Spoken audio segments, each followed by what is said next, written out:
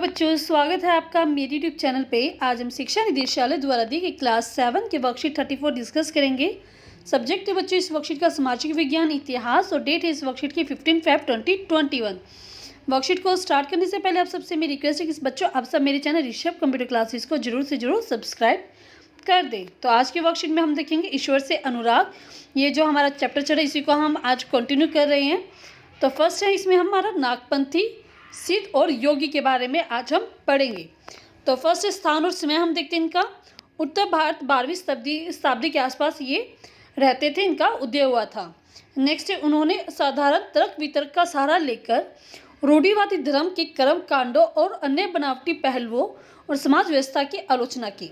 मतलब उन्होंने क्या किया, बहुत सिंपल से तर्क वितर्क दिए, बहुत जो हम नॉर्मल आपस में बात करते हैं ऐसा कुछ उन्होंने तर्क वितर्क दिए।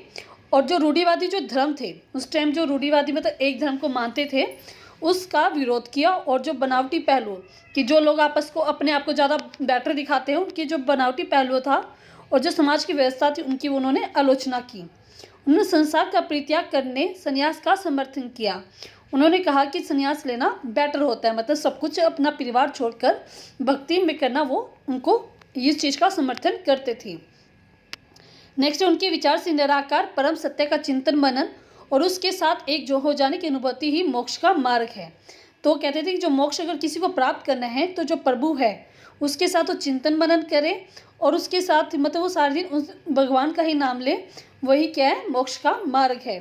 उन्होंने योगासन, प्राणायाम और चिंतन मनन जैसी क्रियाओं के माध्यम से मन और शरीर को कठोर प्रशिक्षण देने की आवश्यकता पर बल दिया। तो मतलब क्या था कि वो योगासन, प्राणायाम और जो जिससे हमारी जो मन और शरीर जो है स्ट्रॉन्ग बनते हैं, उसका उन्होंने उसके ऊपर उन्होंने बल दिया। उनके द्वारा की गई रूढ़िवादी धर्म की आलोचना ने भक्ति मार्गीय धर्म के लिए आधार तैयार किया। तो हमने भी ऊपर पढ़ा था कि क्या था कि उन्होंने रूढ़िवादी जो धर्म था उसका विरोध किया था, जिसकी वजह से क्या भक्ति जो मार्ग है वो उसका उदय हुआ और जो आगे चलकर उत्तर भारत में लोकप्रिय शक्ति बन गया, जो कि आगे जो है उत्तर भारत में बहुत लोकप्रिय भी बना। तो अब हम देखते हैं यहाँ पे एक पिक्चर दी गई जिसमें क्या है, आग के आसपास तपस्वियों का समूह, यहाँ पे आग लगी हुई है और ये सभी क्या तपस्वी आपस में विचार विमर्श कर रहे हैं। नेक्स्ट है महाराष्ट्र के संत के बारे में हम पढ़ते हैं।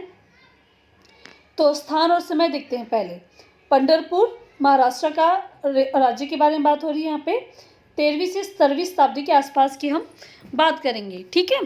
तो महत्वपूर्ण संत कौन से थे महाराष्ट्र के? ज्ञानेश्वर, नामदेव, एकनाथ, तुकाराम, सुखूबाई और चोखा बेका, ठीक है। क्या थे, फेमस संत थे उस टाइम के। आराध्य कौन थे, किसकी वो पूजा करते थे? भगवान विठल, जो कि विष्णु का एक रूप है, उसकी वो पूजा करते थे। नेक्स्ट उनके विचार क्या थे?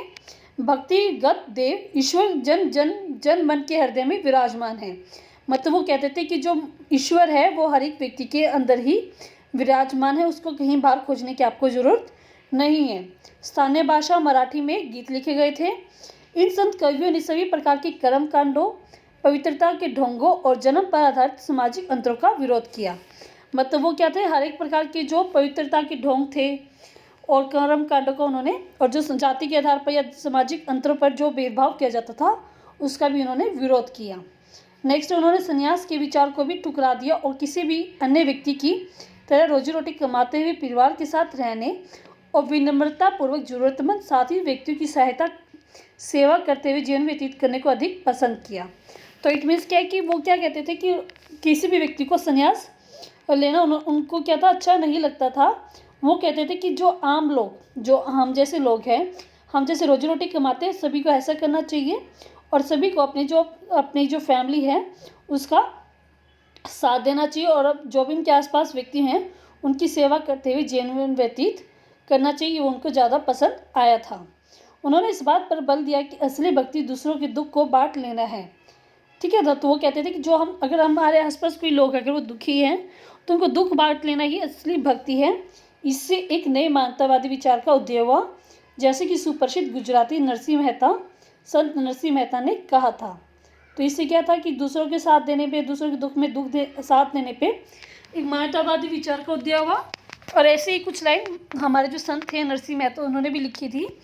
वैष्णव जन तो तेने कहिए परी पीर पराई जाने रे। मतलब क्या है, वैष्णव, वैष्णव मतलब विष्णु के भक्त वही कहलाते हैं जो कि पीर पराई, जो कि दूसरों के दुख को जान लेते हैं या फिर दूसरों के दुख में वो साथ देते हैं, उनको ही हम वैष्णव के भक्त कहते हैं। नेक्स्ट बच्चों यहाँ पे भगवान विट्ठल जो कि विष्णु का एक रूप है कि आराधना ने वारकारी संप्रदाय को जन्म दिया। तो इससे कौन सा संप्रदाय जन्म हुआ बच्चों? वारकारी संप्रदाय का जन्म हुआ, जो पंढरपुर, यहाँ पे हमने पढ़ा ना पंढरपुर, ठीक है, पंढरपुर की वार्षिक तीर्थ यात्रा पर जोर देता था। मतलब जो महाराष्ट्र में पंढरपुर है उसकी यात्रा पर वो जोर देता था। विट्ठल संप्रदाय का भक्ति के शक्तिशाली उपादान के रूप में उद्योग हुआ तथा लोगों में काफ़ी लोकप्रिय भी हुआ। तो जो विट्ठल संप्रदाय था उसको लोगों ने काफ़ी पसंद किया था। और जो हमारा एक संत है यहाँ पे सुखूबाई, सुखूबाई क्या है कि ये एक महिला थी। ठीक है बच्चों, आपको समझ में आ गया होगी। और यहाँ पे आपके लिए गतिविधि है, तो योगासन और प्राणायाम, आपको योगासन और प्राणायाम करते हुए अपनी एक फ़ोटो अपनी कक्षा के व्हाट्सएप ग्रुप पर भेजनी है। तो आप ये सब बच्चे अपना करेंगे, टीचर से परमिशन लेके आप योगासन और प्राणायाम करते हुए एक फ़ोटो क्लिक करेंगे और उसको अपने व्हाट्सएप ग्रुप पे भेज देंगे। तो ये आप गतिविधि आपको खुद ही करनी है। अब निम्नलिखित प्रश्नों के उत्तर दीजिए। नागपंथियों, सिद्धों और योगियों के विश्वासों और अन्य विचार व्यवहारों का वर्णन करें। तो हमने अभी देखा था नागपंथियों, सिद्धों और योगी के बारे विचार क्या थे।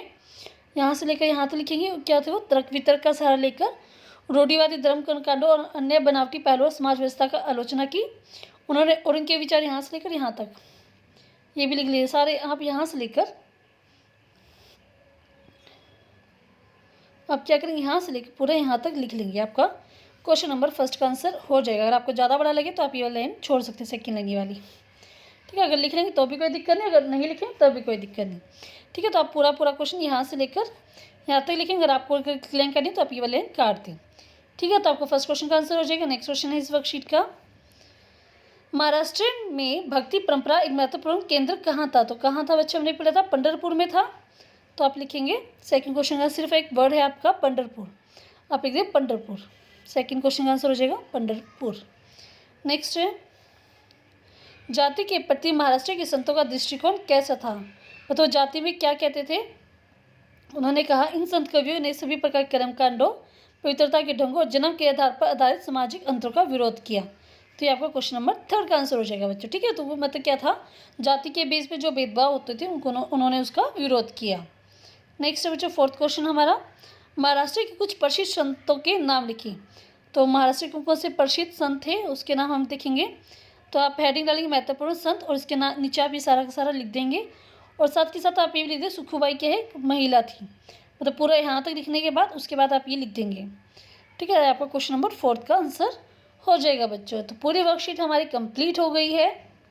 अगर आपको वर्कशीट समझ में अच्छी लगी है तो जल्दी से जल्दी बच्चों आप मेरे चैनल ऋषभ कंप्यूटर क्लासेस को सब्सक्राइब कर दो, साथ के साथ आपको बेल आइकन मिलेगा उसको भी आप प्रेस कर दें।